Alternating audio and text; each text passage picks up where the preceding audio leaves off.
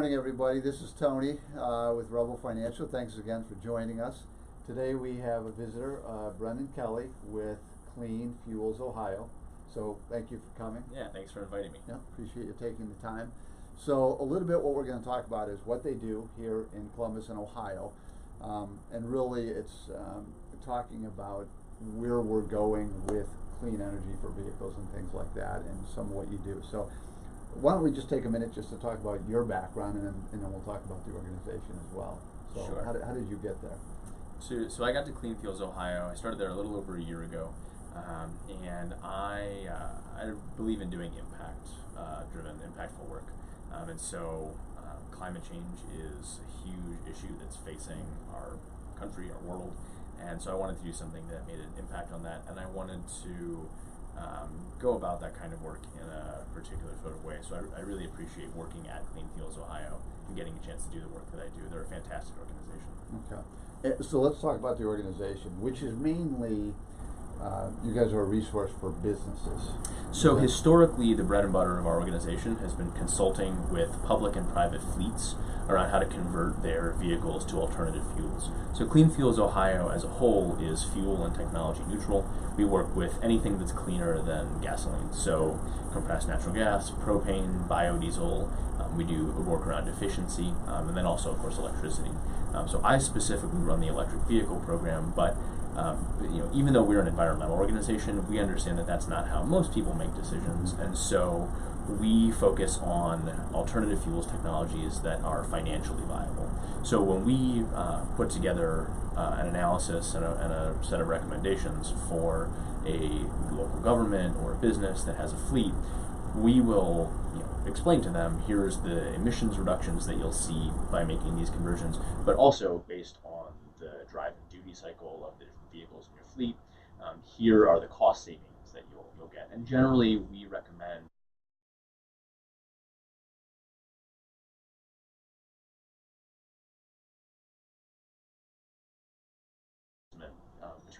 financially between 3 and 5 years. Okay. And you've been doing this yourself a year. Prior to that, did you have much experience or knowledge? Because I know this is different than what you had done before, right? Yeah. I mean, so I was not a car guy. I didn't know that much about electric vehicles. I knew that I thought they were generally good, but didn't know that much about them. So my last job before I was here, I was a policy analyst for Columbus City Council. Okay. So my background is in government and kind of politics and advocacy work. And so I moved over to Clean Fuels Ohio partly because I just got married a little bit before that, and my wife and I had a baby on the way, and I wanted something that was more stable. Working on political campaigns, you're working 80 to 100 hours a week, and then unemployed when the campaign ends. So it's not a good fit for trying to raise a family. Right. Okay. A lot of what you mentioned, the fleets and things with governments, right? Mm-hmm. Whether it be city or state or what have you. Do you see also? I don't want to. I mean, is the impetus there from the federal government and the state government, local governments? Do we see that getting some groundswell at all? I mean, I know with a Tesla you can get a tax credit for that. I mean, so where do you see that going? I mean, what would we be doing there? Sure. So there's a federal tax credit. It's up to $7,500, and that's it depends on the battery size, but most all electric vehicles you'll get the full tax credit. And so that is available for most companies. Tesla and GM are in their phase-out period because they've sold enough units that they're considered to be kind of mature. But there's a lot of conversation about whether or not it makes sense to extend that federal tax credit. We're also seeing a lot of interest from local governments around supporting putting in charging infrastructure, having local policies that make their community electric vehicle ready. There's a wave coming of electric vehicles. And globally, automakers are going to invest $135 billion over the next 10 years in developing vehicles and in switching their manufacturing over to electric vehicles. So this wave is coming. Those big companies wouldn't be making that kind of investment if this weren't a thing. And so part of our message as we're talking to government entities is you can either get ahead of this wave and ride it, or you can be swamped by it. Because the vehicles are going to come, you need to have the charging infrastructure in place to support them. Otherwise, things don't work out very well. Right. Okay. Well, let's talk a second about the charging part of it. On your website, I know there's an area, a charging locator, right? Mm-hmm. And so I would love to know the growth. Like, I see all these stops in Columbus. Like, what was that a year ago, 5 years ago? Yeah. But we're seeing it more and more. I mean, is that mainly a private enterprise when folks are doing that, or do we see a push from the government as well? So we're actually seeing the biggest push is from utilities. Most of the trends in electricity usage are down, whereas the electrification of transportation is the only opportunity that electric companies have to sell more electricity. And so there's a lot of push from electric companies to invest in charging. And so AEP Ohio has been a leader on this. They're a fantastic partner to work with. They're a member of Clean Fuels Ohio. They had put together a proposal that was then approved by the Public Utilities Commission of Ohio for them to invest about $10.5 million in putting chargers into their service territory. Okay. So that's part of why you see a really big explosion of chargers available in central Ohio, because there are rebates available that support that growth. Okay. And then other utilities around the state are also starting to put together proposals and programs. And then this is a growing trend across the country too. Yeah. Are they involved, so actually in putting the physical piece in, if a private business wants something, or? So it depends. One of the things that we highly recommend is, if you're going to electrify any significant number of vehicles, talk to the utility. Make sure that the electrical infrastructure can support the number of vehicles that you want to put in, and that you understand how it's going to affect your electricity costs. And if you switch to electric vehicles and don't have those conversations with your utility, you could be in for some surprises. They're all manageable, navigable issues, but you do need to pay some attention to that. Okay. You may not, you alluded to this, so you may not have background knowledge on this, but you said electric companies were using less electric now. Yeah, well, between efficiency, gains, people making their houses more efficient for air conditioning, things like that. But just also devices are getting more efficient in terms of electricity. Okay. Well, hopefully we're seeing the same thing with fuels then too. So, we talked. You and I are both from Chicago, so I'm always interested. When we went back to Chicago, Phil, JB, and I, we had to stop at a Starbucks at a charging station, and it just doesn't make sense to me that these companies aren't putting charging stations. And if you're a business interested in having people stop in there, and you talked about some of the statistics. I mean, what do people do if they have to charge? So most people that drive an electric vehicle use an app of some kind to find charging stations. And so if you're a business and you put a charging station in, you're going to that's going to draw people to your business that wouldn't otherwise come there, and then they're going to spend money because they want to stay for a little while. There's a strong economic development incentive for investing in this. The city of Powell, for example, here in central Ohio, put chargers in their downtown area, and they have seen, and they provide the electricity for free for people. And what they've seen is that draws people to their downtown area. People plug in, and then they stay longer than they might otherwise, and they spend money in shops and restaurants that generates economic activity, generates tax revenue, more than pays for the electricity costs of the charger. Yeah. Well, I think going into an electric car, at times, especially if you run distance trips, you're going to have to take the time at some point to charge, right? So your cost might be time, but people just plan on it. It's no big deal, right? So you might as well help planning around your business or your city and such. Well, and that's where, especially for long distance trips, there are different levels of charging, and that determines how much electricity gets pumped into the car. And so if you are looking for fast chargers, you're going to be able to get most of a charge in less than an hour. And so you just plan that around when you need to stop for lunch or something, or if there's an outlet mall or something, you want to spend 45 minutes shopping. So yeah, you just plan your breaks around that. Right. And yet, I want to ask you about, what's holding people back when they're in a position to get electric cars.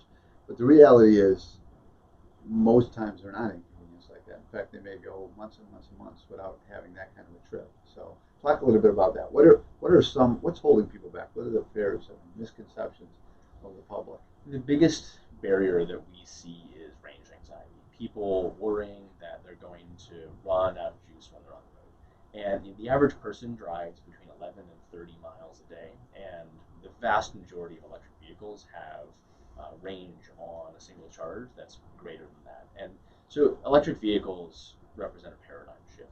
You're not going to go to a gas station for the most part. You're going to park at night and plug in your car like you would your cell phone. And when you get in your car the next morning, after it's been sitting in your garage for 10 plus hours, you're going to have a full charge.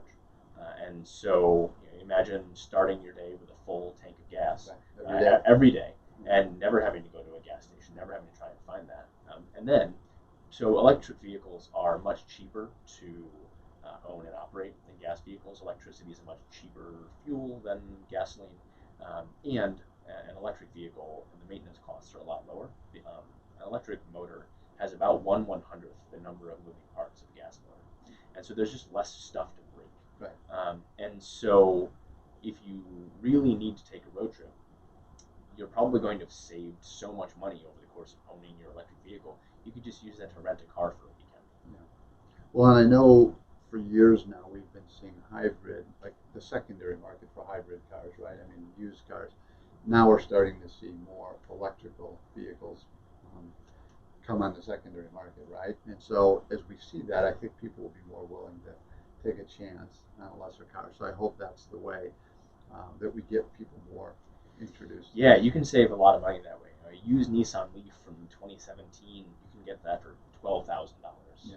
and then you're gonna save a ton of money on just the ownership and operation of fuel costs. Yeah, well, especially if you're putting any miles on your car within the city.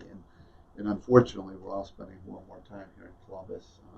Being from Chicago, we know traffic can be a lot worse, and we seem to be getting more congestion. So, what a great idea to wake up, and what a great feeling, I should say, to wake up and knowing it's full of gas, or in this case, electricity, and you don't have to worry about that. So, okay, where do you see opportunities? I mean, in what you're doing, where is a community of Columbus, or the state as a whole? Where's the most opportunity? I know you're working with fleets, but are there specific ones? I mean, where is that opportunity? So fleets are certainly a big opportunity.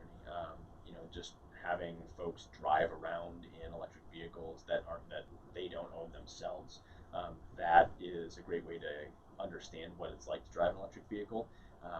One of the cool things about electric vehicles is because of the physics of the way an electric motor works, you get 100% of the torque from the moment your foot touches the pedal, which is not how a gas motor works. So any electric vehicle from a Tesla, Model S, to a Nissan Leaf is going to be really fast on the block. So those are a lot of fun. Some of the other areas that are opportunities, electrifying Ubers and Lyfts and taxis. Columbus Yellow Cab is owned by a visionary CEO, Morgan Kaufman, and they have a number of Chevy Bolts. They also just bought 10 Tesla Model 3s for their cab fleet. And so they put, those vehicles drive a lot more than a regular, personally owned passenger vehicle. So they're going to see cost savings very quickly. Plus, everyone that gets into one of those notices something different and gets a chance to experience an electric vehicle. Yeah, I saw that Yellow Cab is a big supporter of you guys. I mean, I think that's awesome. And obviously, if you've got these large businesses,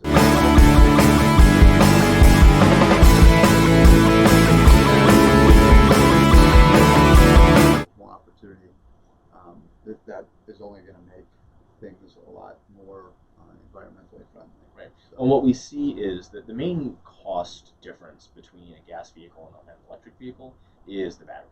So in 2010, batteries were about $1,000 a kilowatt hour, and now they're down to, I think, about 18% of that. Wow. They've cut 82% off the cost. Yeah. So they're about $180 or so a kilowatt hour. So what most analysts project is sometime between 2020 and 2025, we're going to go down to about $100 a kilowatt hour, and that's when you'll see electric vehicles cost the same of gas vehicles. Okay. And then the expectation is that trend will continue, and so electric vehicles will actually become cheaper. gas vehicles. They're already cheaper when you look at the total cost of ownership over the life of the vehicle. Right. But that upfront cost is one of the biggest barriers, and that's why the federal tax credit is so important. Yeah. Well, and as you talked about, there's that paradigm shift, right, of getting people to get comfortable with this. And, right. I mean, we're not even talking about driverless cars, which can totally change things as well. So, in terms of what you're seeing for electrical vehicles and fleets, anything about driverless cars? I mean, or vehicles or trucks or anything at this point? There's a lot of testing around that. Smart Columbus has a shuttle that runs around, I think, between Cosi and downtown, sort of in that area, that is autonomous. We're actually, Clean Fuels Ohio has an annual conference this year. It's September 18th to 20th, and check out our website. And we'd love to have folks come, but we will have sessions on the developments in the industry on autonomous vehicles. Okay. Have you guys been doing that conference? Is this the first annual? This is the 11th year. Oh, okay, cool. Yeah. And it's for the public can go to that sure. too, so just head to the website. Mm-hmm. You know, and we'll show people where that is, so they can do that. So thank you. Okay. Well, listen, I appreciate the time. I mean, it was good meeting with you. This is just over years. You're talking about 2010. That seems like just yesterday, right? And 10 years from now, I just can't imagine the advances. So get to educate yourself, get to know about what your options are, and do what you can to help the environment too. So Brendan, thank you. Appreciate you taking the time. So, appreciate it. Everybody have a great week. We'll see you next Friday when we're back. So have a great weekend. We'll see you then. Take care.